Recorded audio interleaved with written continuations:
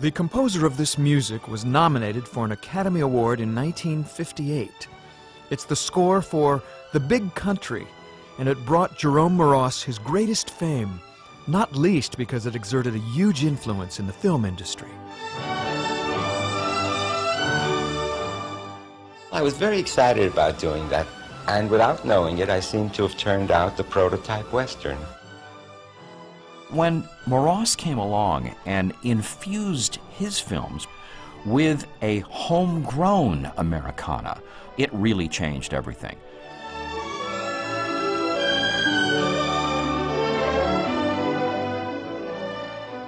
Jerome Moross so vividly painted the character of the Wild West in such a newly authentic way that The Big Country's music became the model for a Western movie. And that's all the more remarkable in that Moross was not primarily a film composer. Although he wrote quite a number of film scores, his greatest love was the theater, where he was a major innovator.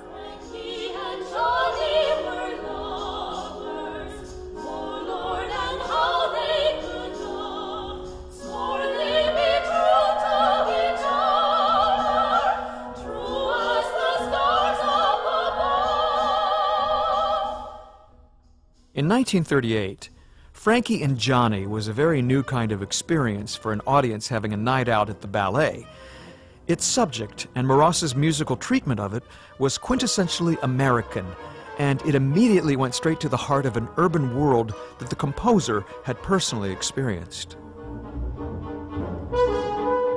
Frankie and Johnny is truly a classic, and it's like a great American novel or a great poem. Sometimes it's gritty, sometimes it's poignant, but it's so real.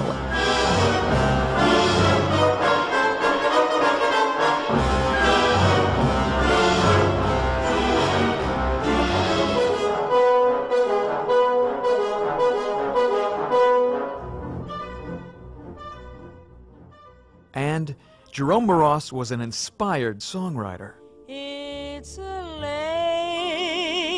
lazy afternoon, and the beetle bugs are zooming, and the tulip trees are blooming, and there's not another human in view but us two.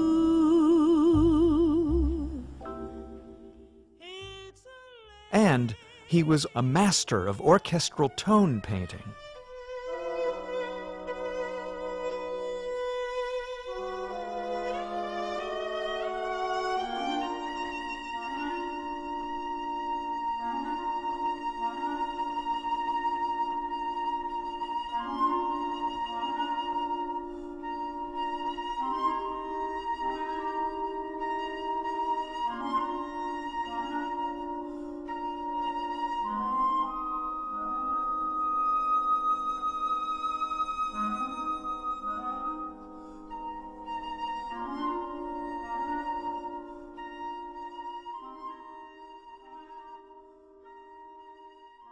That was a glimpse of A Tall Story for orchestra, and before it, Lazy Afternoon from the Golden Apple.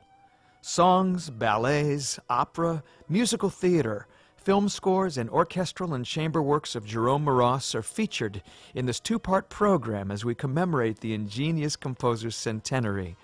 I'm Michael Feinstein, and I'm delighted to be your host for this documentary on the life of an artist whose brilliantly imaginative creations have had a special place in my heart for quite a long time.